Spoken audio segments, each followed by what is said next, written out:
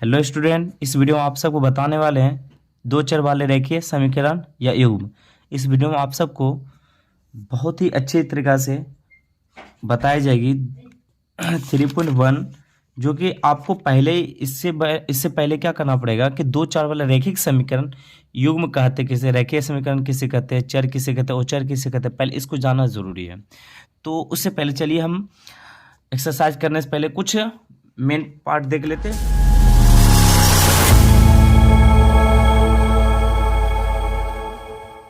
तो पहले हम जो लिख चुके हैं कि दो चर वाले रेखीय समीकरण युग्म, तो इसको रेखीय समीकरण कहते किसे, रेखीय समीकरण कहते किसे, पहले इसको आप सबको देखना है। तो रेखीय समीकरण किसे कहते हैं, तो पहले इसका परिभाषा किसे कहते हैं इसको देख लेते हैं।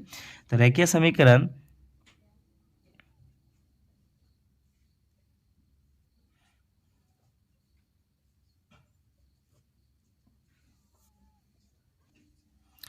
रैखिक समी रैखिक समी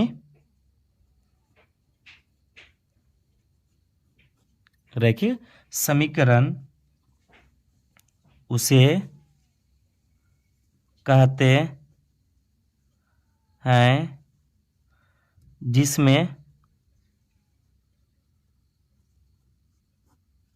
जिसमें क्या हो, घात एक हो, ठीक है, जिसमें घात एक हो उसे रेखीय समीकरण। देखिए बोला है रेखीय समीकरण उसे कहते हैं जिसमें घात एक हो, उसे क्या कहेंगे, रेखीय समीकरण कहते हैं। तो ये बार बार एग्जाम में भी पूछता है, रेखीय समीकरण युग्म है, तो इसको आपको देखना है, ठीक है। तो पहले आप सबको चर और चर के बारे में आपको बताएंगे, ठीक है। युग्म मतलब होता है जोड़ा, युग्म मतलब क्या होता है, जोड़ा, याद रखिएगा। युग्म क्या मतलब होता है, युग्म मतलब जोड़ा, ठीक है, युग्म मतलब जोड़ा होता है। और देखिए चर क्या हो सकता है, एक्स वाई हो सकती है, ठीक है।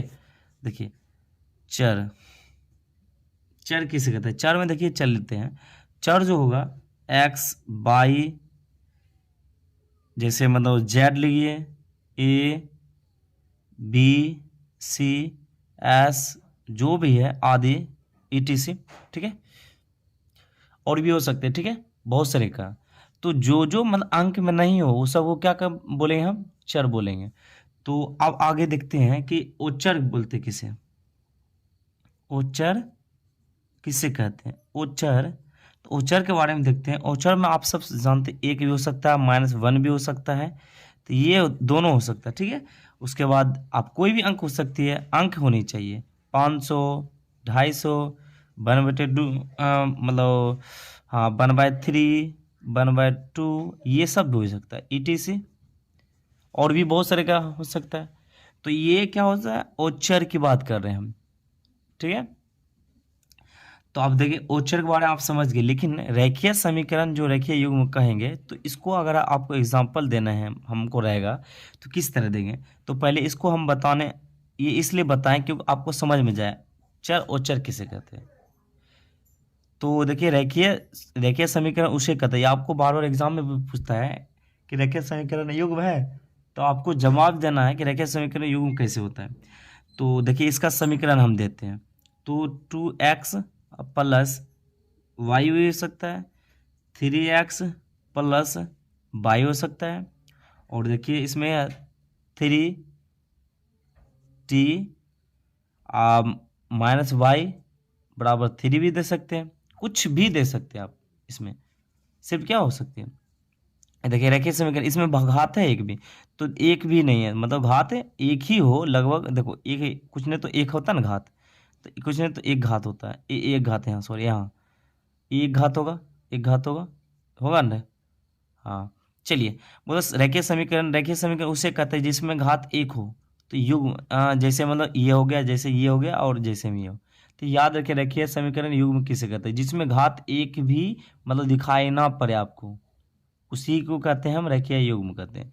एक दिखाई ना पड़े लेकिन रहता है, ठीक है, उसे रेखीय समीकरण या युग्म कहते हैं। आप सब इसको ध्यान से देखिएगा, इससे क्या होगा, आपको कॉन्सेप्ट क्लियर होते ही जाएगी, ठीक है। हम इसलिए आप सबको इस सब बताना चाहते हैं।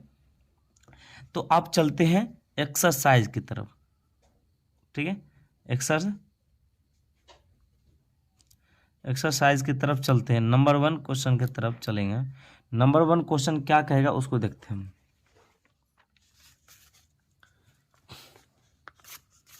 देखिए अब एक्सरसाइज 3.1 में क्या बोला। नंबर 1 क्वेश्चन, आफ्ताब अपनी पुत्री से कहता है 7 वर्ष पूर्व मैं तुमसे 7 गुनी आयु का था, अब से 3 वर्ष बाद मैं तुमसे केवल 3 गुनी आय का रह जाऊंगा, क्या यह मनोरंजन है।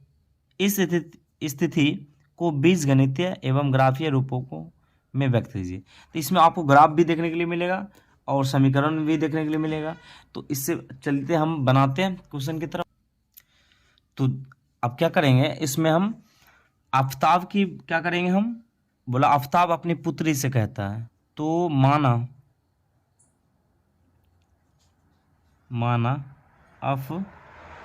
आफ्ताब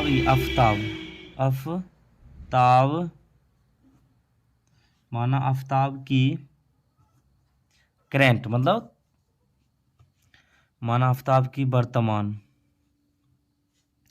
वर्तमान आयु बराबर x वर्ष, ठीक है। उसके बाद तथा पुत्री की वर्तमान आयु बराबर y वर्ष, ठीक है। इसके बाद आप लिखिएगा, जैसे आपको क्या बोला ये क्वेश्चन, देखिए आपको पहले बोला हम तो मान लिए, माना क्या करेंगे कि माना आफ्ताब की आयु क्या माने x और तथा पुत्री की आयु क्या माने y। तो 7 वर्ष पूर्व मैं तुमसे 7 गुनी आयु का था, तो 7 वर्ष पूर्व बोल रहा है, तो 7 वर्ष पूर्व मतलब पहले की बात कर रहा है, तो जो बीत चुका है उसके बारे में बात कर रहा है। तो लिखेंगे 7 वर्ष पूर्व, लिखेंगे आफ्ताब की आयु क्या होगा, पहले की बात करें, पहले में घटेगा, तो पहले जब भी बात करें तो माइनस कीजिएगा। तो आफ्ताब के क्या मान x, और इसमें से कितना मतलब चल रहे हैं हम माइनस में 7 में चल रहे वर्ष, ठीक है, याद रखिए। उसके बाद उसकी पुत्री का आयु,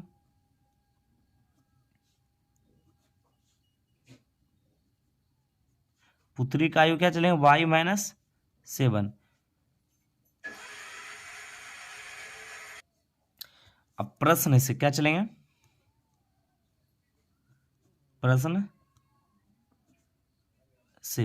से क्या बोलता है, x माइनस 7 था, तो x माइनस 7, उसके बाद बराबर में अब 7 वर्ष बोल रहा था, 7 वर्ष किस में गुना कर देंगे हम, उसकी पुत्री में, ठीक है, हर बार करेंगे, पुत्री में हो गया। उसके बाद देखिए x माइनस 7 बराबर, देखिए ये सब आप तो ये सब गुना आता होगा, नहीं आता तो आप जरूर सीखें, इससे क्या होगा आपको कॉन्सेप्ट क्लियर होते ही जाएगा। तो ये देखिए क्या बोला, 7 बाई माइनस 49 हो जाएगा, ठीक है। तो x माइनस 7 बाई बराबर क्या होगा माइनस 49 प्लस 7, तो x माइनस 7 बाई बराबर क्या हो जाएगा, माइनस में आएगा 42, समीकरण क्या मानते हैं फर्स्ट, ठीक है। इसी तरह फिर आगे काम क्रिया करेंगे, तो आगे काम क्रिया क्या होगा, फिर या पुनः जो भी लिख सकता हो, फिर क्या चलेंगे 3 वर्ष बाद, फिर क्या बोल रहा है हमको, देखिए अब बोलता है अब 3 वर्ष, अब से 3 वर्ष बाद मैं तुमसे केवल 3 गुनी आयु का रह जाऊंगा, मतलब 3 गुनी का आयु रह जाए, 3 वर्ष बाद की बात कर रहा, बाद की बात करता तो थोड़ा अलग होती है, तो क्या होती है 3 वर्ष बाद लिखना पड़ेगा, 3 वर्ष बाद, 3 वर्ष बाद जो होगी क्या होगी, आफ्ताब की आयु, आफ्ताब की आयु क्या हो जाएगा, देखिए बाद की बात करेंगे, जैसे एक अभी देखिए 5 साल है कोई लड़का, अगर 2025 में बात करें तो अभी 23 से 2 क्या होगा, जोड़ होगा, तो 5 2 7 हो जाएगा। इसी तरह आफ्ताब की जो आयु एक्स माने हैं, तो एक्स एक्स प्लस क्या हो जाएगा, 3 वर्ष बाद, 3 वर्ष मतलब 3 जोड़ देंगे आप तो वर्ष हो जाएगी। समझ में आ रहा है क्या? देखिए उसके बाद पुत्री की आयु y+3 वर्ष, ठीक है। उसके बाद तो x+3 बराबर, अब बोला 3 गुनी हो जाऊंगा, तो 3 गुनी हो जाऊंगा तो y+3, तो x+3 बराबर 3y अब +9, तो x+3 बराबर, ओह शिट सॉरी, x-3y बराबर 9 - 3। तो चलिए उधर ही चलते हैं।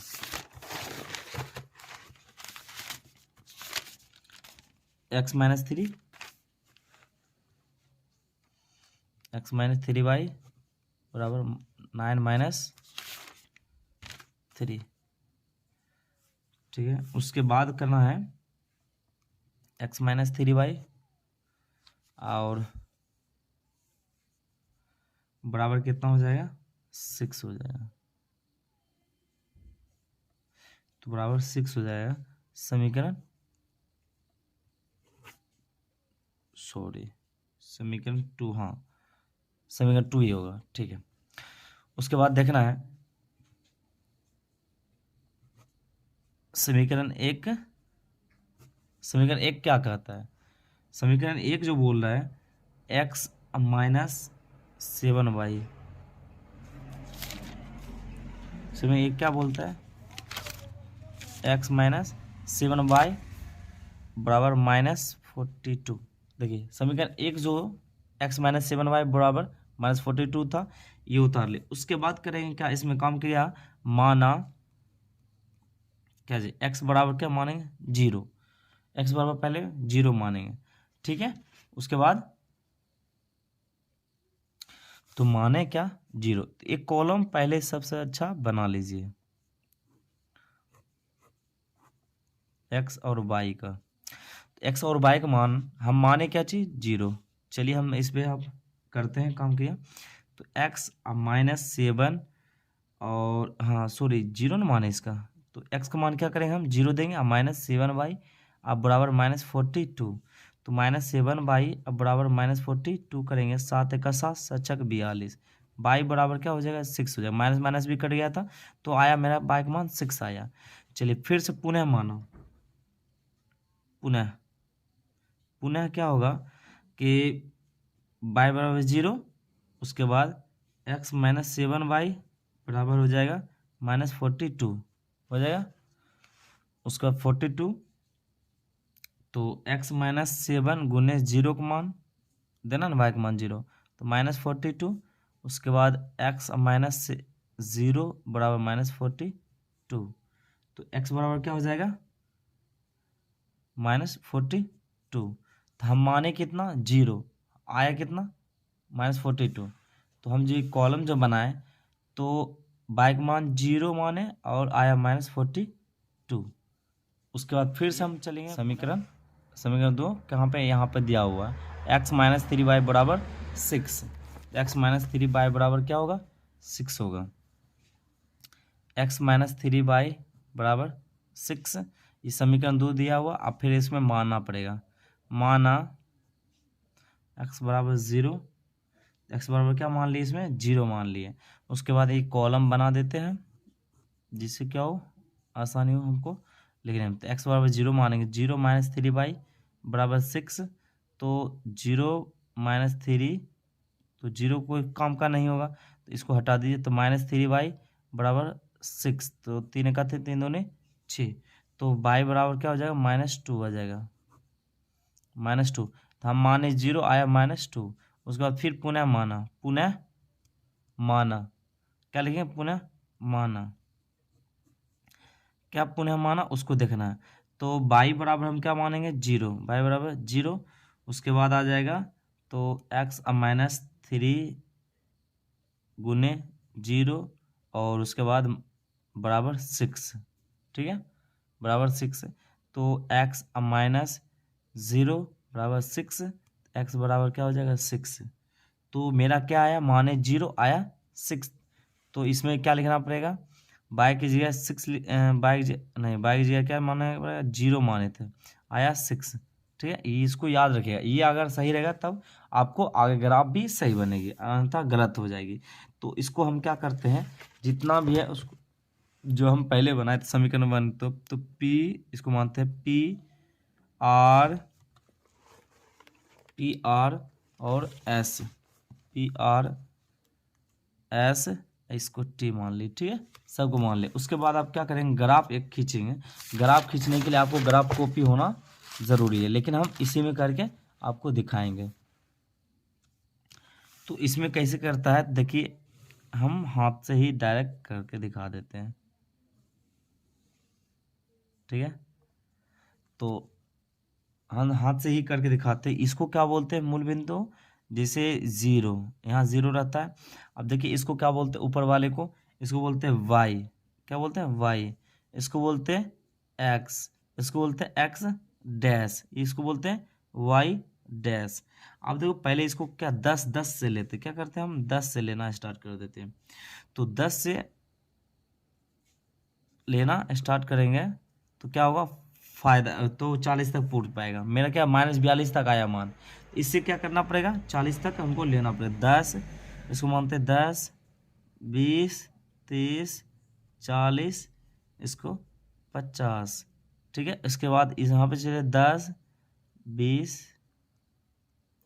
30, 40, 50, उसको 10, 20, 30, 40, 50, लेकिन माइनस में होगा ये सब, क्योंकि एक्स डैश ये दोनों माइनस में होगा, ठीक है, याद रखिएगा। तो 10, 20, 30, 40, 50, ठीक है, ये थोड़ा ज़्यादा सट गया, लेकिन ग्राफ कॉपी में बनाइए तो आपको अच्छा बनेगा, ठीक है। तो यहाँ पर आप मान जो है हमारा क्या क्या है, पहले उसको देखना है।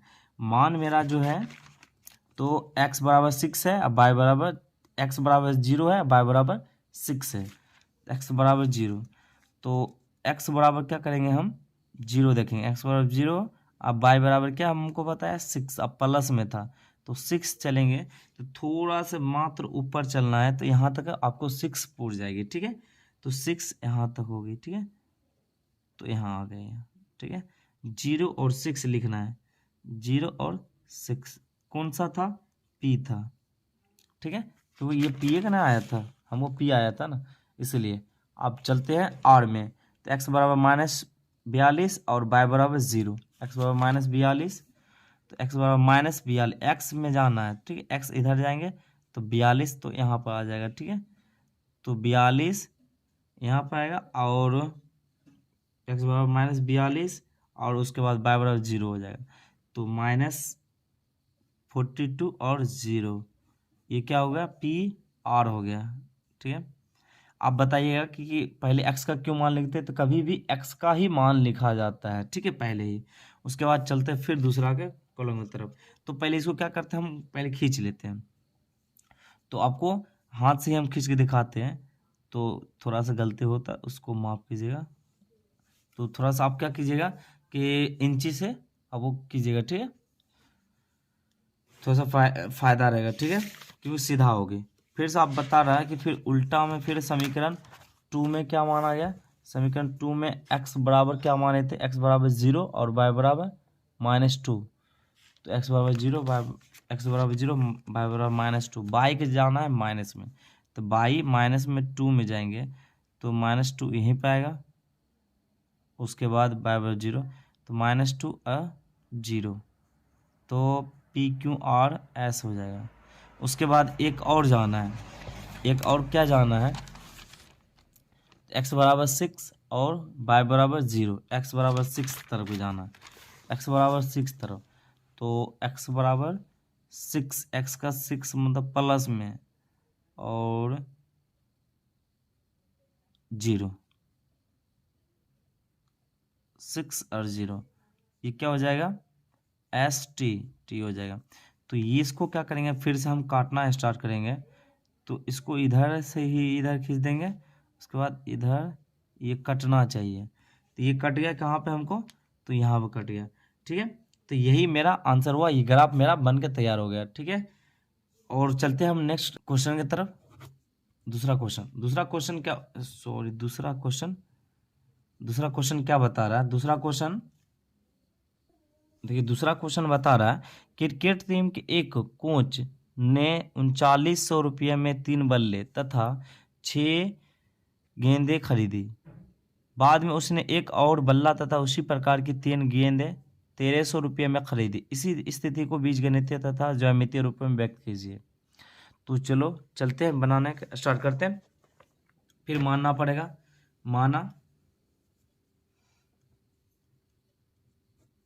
ठीक है, मानना पड़ेगा। माना एक बल्ले की मूल्य X रुपया तथा एक गेंद की मूल्य Y रुपया। ठीक है, इसको दे दिए। उसके बाद प्रश्न से चलेंगे।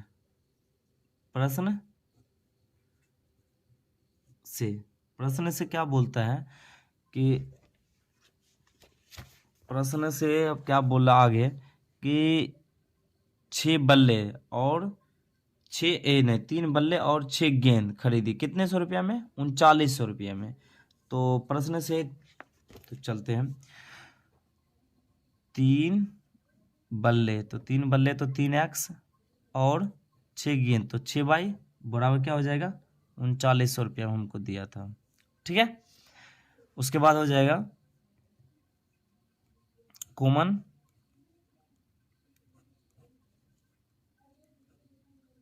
$3900। तो x प्लस 2y बराबर क्या हो जाएगा 39,000/3। 3 का 3 3 3 9 और 0। तो x प्लस 2y बराबर 1300। समीकरण फर्स्ट हो गया। उसी तरह फिर पुनः प्रश्न से चलेंगे। पुनः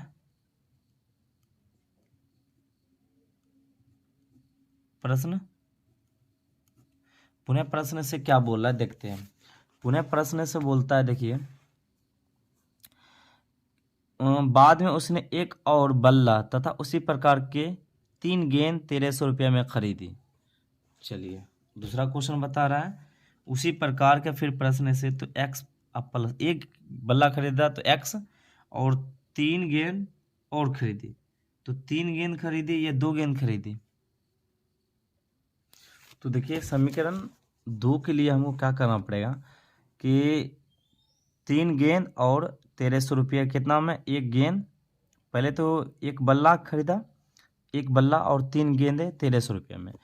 तो यहाँ पर क्या करना पड़ेगा अपना x प्लस 3y बराबर 1300, समीकरण 2।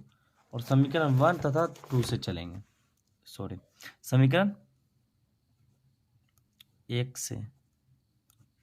समीकरण 1 से क्या बोला, समीकरण 1 जो बोल रहा था अपना, समीकरण 1 क्या माने थे हम, तो x प्लस 2y बराबर 1300 रुपये है ना, 1300। तो x प्लस 3y बराबर 1300 हो गया। अब इसमें क्या करेंगे हम कि इसमें लिखना पड़ेगा आपको, तो समीकरण कितना दिया हुआ था हमको, इतना x प्लस 2y बराबर 1300 रुपये। तो 1300 दिया हुआ तो x प्लस 2y बराबर 1300, तो आप मानेंगे, माना x बराबर 0 या y बराबर 0। ठीक है, x बराबर 0 मानिए या y बराबर 0 मानिए। तो हम पहले कॉमन मान लेते हैं, कॉलम बना के उसके बाद लिखना है।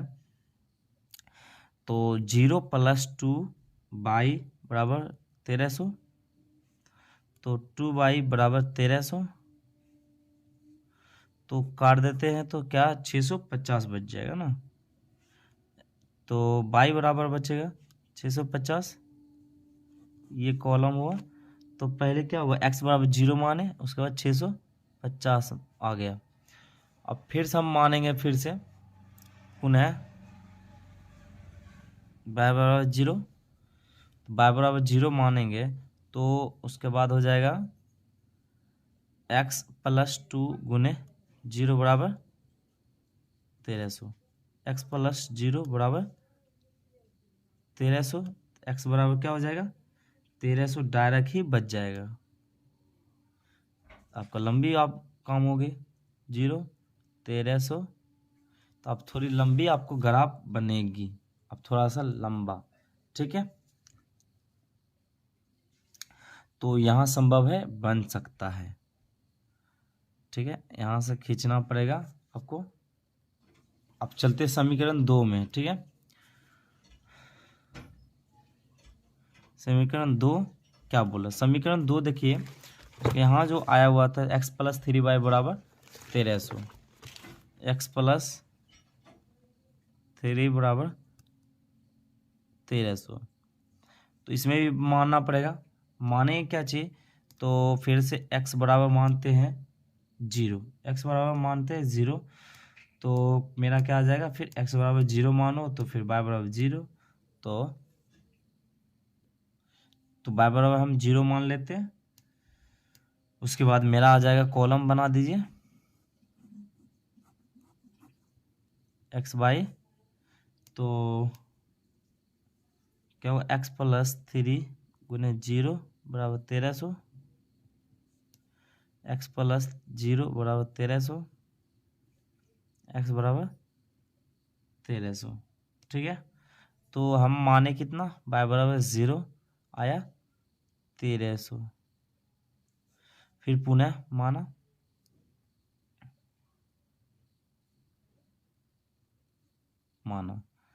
तो y बराबर, फिर माने y बराबर 100, तो आ जाएगा फिर से, या बाई एक्स से बराबर मान सकते थे, चलिए बाई बराबर मान लिए। तो अब तो x+3 गुने 100 बराबर 1300, x+300 बराबर 1300,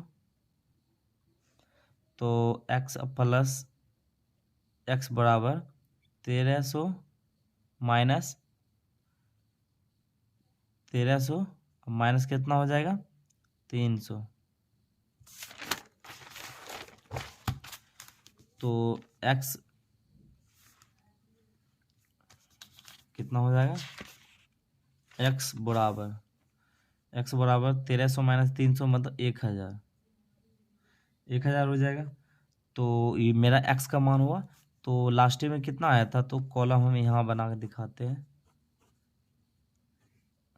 तो पहला में इसमें तो 1300, x बराबर 1000 आ गया, और इसमें माने थे कितना, y बराबर 100 माने थे, y बराबर 100 माने थे। और उसके बाद पहला का क्या है, पहला का देख लेते हैं, इधर लिख देंगे तो थोड़ा सा आसानी होगी बनाने में। चलिए अब चलते हैं हम पहले किसके तरफ, अब बनाते हैं।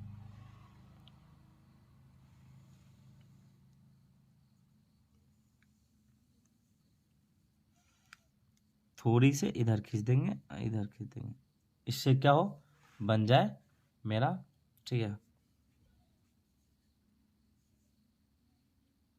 उसके बाद इधर, इधर ये 0 हो गया। उसके बाद आपको लेना एक 100 करके, 100, 200, 300, 400, 500, 600, 700, 800, 900, 1000, 1100, 1200, ठीक है। उसके बाद ये साइड, जो साइड भी उसी तरह लेना है, 100, 200, 300, 400, 500, 600, 700, 800, 900, 1000, 1100, 1200, यहाँ तक हो गया। उसके बाद ये वाई डैश एक्स डैश, तो वाई और एक्स डैश, तो ये हो जाएगा। अब आपको देखना है क्या, समीकरण 1 वाला जो आप कितना कितना माने थे, समीकरण 1 जो हम माने थे वो देखते हैं। समीकरण 1 जो माने थे ये आया था, समीकरण 1 का, समीकरण 1 का ये आया था, ठीक है। इसको पी क्यू आर एस, ठीक है। तो पी देखो x बराबर 0 आया, अब y बराबर 650 आया, x बराबर 0 और y बराबर 650, x बराबर तो क्या आ जाएगा, x बराबर 0, y बराबर 650, x बराबर 0 और y बराबर 650 चलेंगे y में, ठीक है, 650 तो यहाँ पे चले आएगा, तो y बराबर 0 और इसके बाद तो 0 लिखेंगे और 650 लिखेंगे, ठीक है, ये क्यों हो गया। उसके बाद फिर चलेंगे दूसरा, तो फिर 1300, उसके बाद ये हो जाएगा 1300 और 0, x में 1300 चलेंगे, ओहो 1300 ही नहीं लिखे थे ना, तो एक और 1300 लिख दीजिए, ठीक है। तो 1300, उसके बाद 1300 डायरेक्ट चलेंगे, तो यहाँ पर हो जाएगा 1300 और 0, ठीक है, 1300 और 0, इसको क्या बोलेंगे हम, तो इसको P Q R, P Q R, तो पी पहले ही क्यों बोले थे हम, ये हो गया पी, ये हो गया क्यू, ठीक है। आप देखिए ये दोनों क्या करेंगे, आपस में मर्ज करेंगे, लेकिन पहले देख लेते हैं दूसरा समीकरण को। दूसरा समीकरण आपको यहीं पे दिया हुआ, तो x बराबर 1300, y बराबर 0, x बराबर तो 1300, x बराबर तो 1300 आ गया, y बराबर 0, उसके बाद x बराबर 1000, 1000 देखना है, तो 1000 कहाँ पर है, x बराबर 1000, x बराबर 1000 देखना है, x बराबर देखिए कहाँ पे है 1000, यहाँ पर होगा 1000, यहाँ पर 1000, 100 देखना है, तो 100 आपको देखना है यहाँ पर है, तो y बराबर क्या है 100, y बराबर कितना है 100 है ना, तो 100 देखना है, तो y बराबर देखिए यही लाइन में आपको नहीं जाएगी, जाएगी ना, ये लाइन में आपको जाएगी 1000 के पास, तो यहाँ पर आ जाएगा, समझ में आ रहा है, ये सीधे सीधे ही आएगा, तो कितना हो जाएगा मेरा, तो 1000 100 होगा कि नहीं, ये हो जाएगा क्यों न, पी क्यों आर, आर हुआ एस होगा, ठीक है, ये एस होगा। अब देखिए आपको क्या करना पड़ेगा, आपको डायरेक्ट आपको क्या लाइन खींच के आपको दिखलाना पड़ेगा, ठीक है, कितना हुआ है। चलिए हम लाइन खींचते हैं, तो लाइन आपको कैसे खींचना पड़ेगा, तो बड़ी दिक्कत वाली बात है, बड़ा लाइन हो गई, तो आपको इंची टेप की ज़रूरत पड़ेगी इसमें ज़रूर। चलिए हम मिलाते हैं अब, तो पहले क्या करना पड़ेगा, पहले आपको 1300 और इसमें आपको देख लेना है सही, ठीक है। अब हम मिलाते हैं,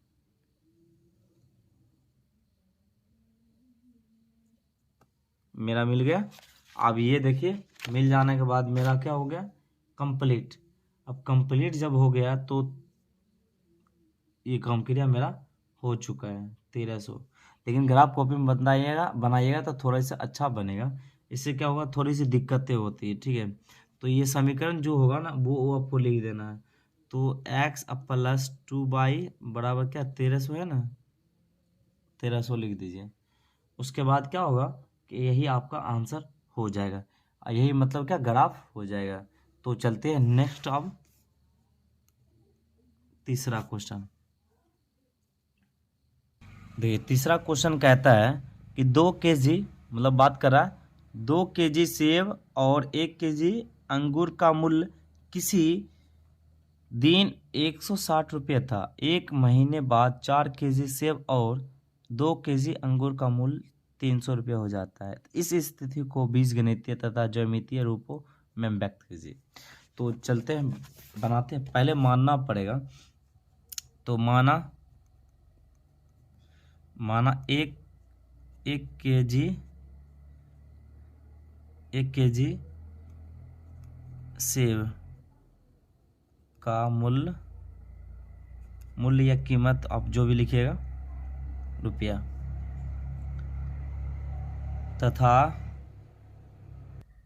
तथा क्या हो जाएगा 1 kg अंगूर का मूल्य बराबर 22 रुपया। तो प्रश्न क्या बोल रहा है उसको देखते हैं। प्रश्न बोल रहा है हमको प्रश्न क्या बोलता है 2 kg बोला था। 2 kg सेब 1 kg अंगूर का मूल्य 160 रुपया। तो 2 kg सेब और 1 kg अंगूर, तो 2 kg मतलब 2x अब प्लस हो जाएगा 2x प्लस 1 kg मतलब अंगूर, तो बाई अब बराबर कितना 100 रुपया, तो 160 रुपया हो जाता है। समीकरण इसको फर्स्ट मानिए। फिर से पुनः चलिए, अब पुनः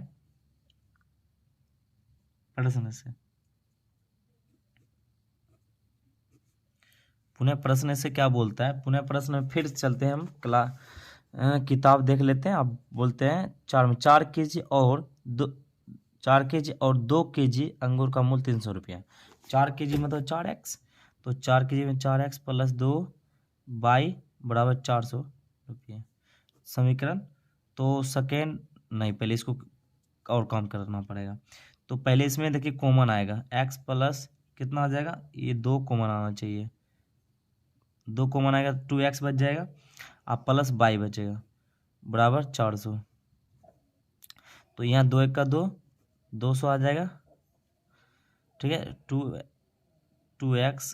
2x प्लस बाई बराबर क्या होगा 200।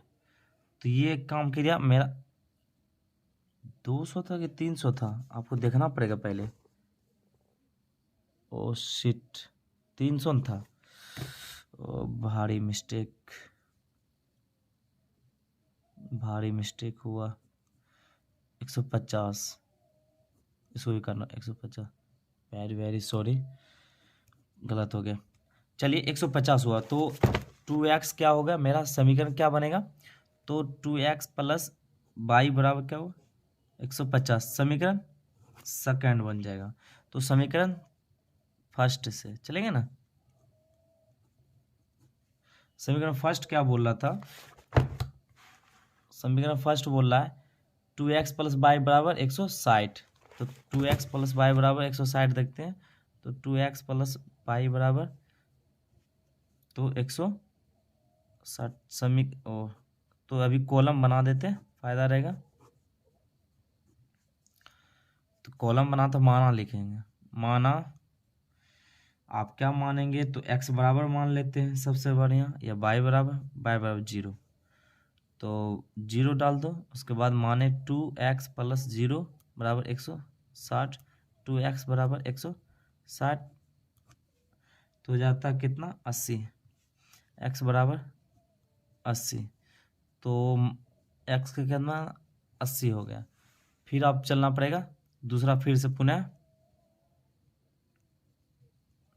माना। पुनः क्या माना, या फिर से x बराबर 0।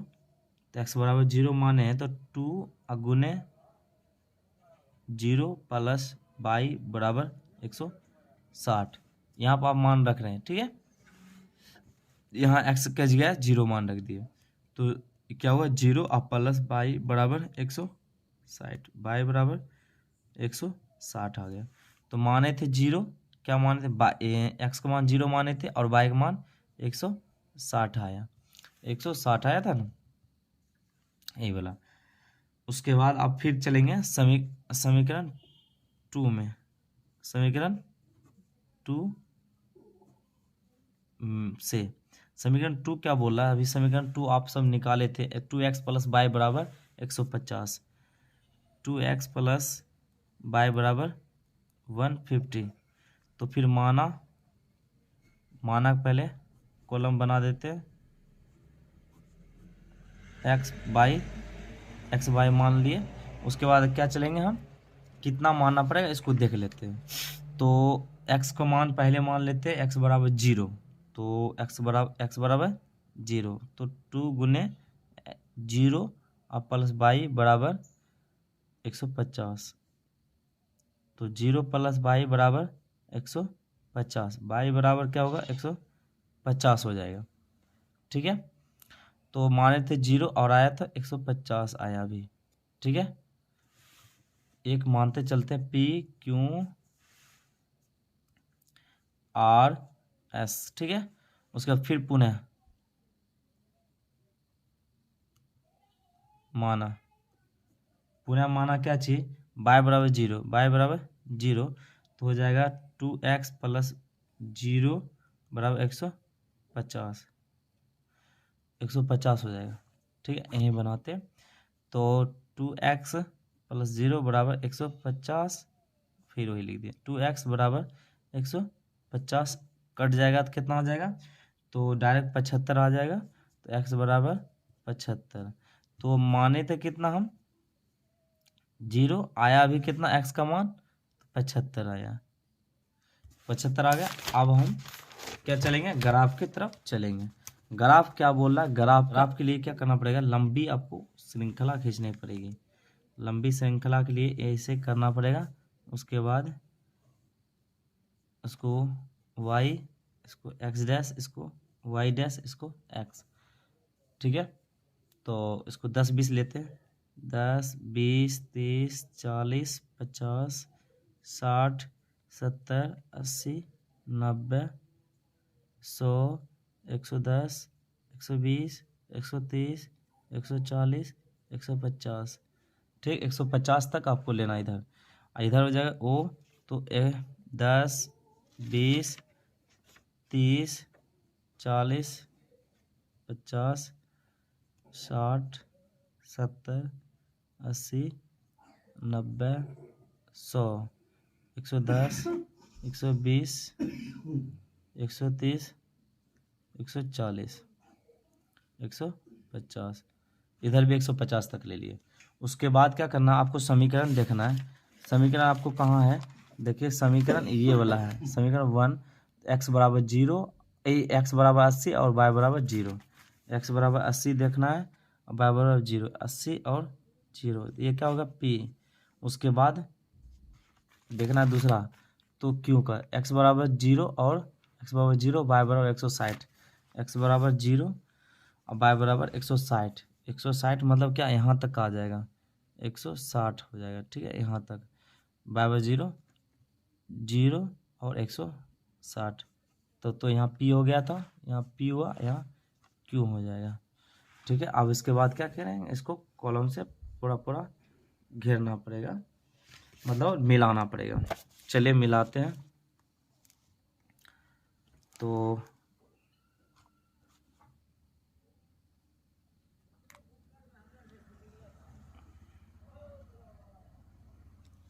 चलिए मिला दिए। उसके बाद फिर दूसरा क्वेश्चन, फिर दूसरा समीकरण 2 देख रहे हैं। समीकरण 2, x बराबर 0 और y बराबर 150। तो x बराबर 0 और y बराबर 150, 150 मतलब यहीं पर है, तो 0 और 150। तो P Q R ये हो जाएगा R। ठीक है, उसके बाद फिर से दूसरा देखना है। ठीक है, कॉलम का। तो x बराबर 75, y बराबर 0। x बराबर 75 सिर्फ चलना है यहाँ बीच में, अब 75, तो 75 हो गया और 0 हो गया। ठीक है, उसके बाद फिर से आपको क्या करना, इसी तरह पहले जैसे मिला उसी तरह फिर से मिला देना है। तो इसको रख देना है और रख के उसके बाद मिला देना फिर से। देखिए क्या हुआ, एक दूसरे में समांतर आया, सभी जगह आया ना, समांतर आया। तो आपको क्या करना, फिर से उसी तरीका के आपको लिख देना क्या चीज, जो समीकरण है उस समीकरण को लिख देना 2x प्लस वाई बराबर 160। उसके बाद लिखना है 2x प्लस बाई बराबर 150 लिख देना। ठीक है, ये मेरा कंप्लीट हो गया। ये पूरा आप देख लीजिएगा थोड़ा सही से। अगर पूरा तरीका से नहीं दिख रहा होगा तो थोड़ा सा आगे पीछे करके हम दिखा रहे हैं, उससे आप देख लीजिएगा। ठीक है, मिलते हैं नेक्स्ट क्लास में। अभी के लिए आप सबको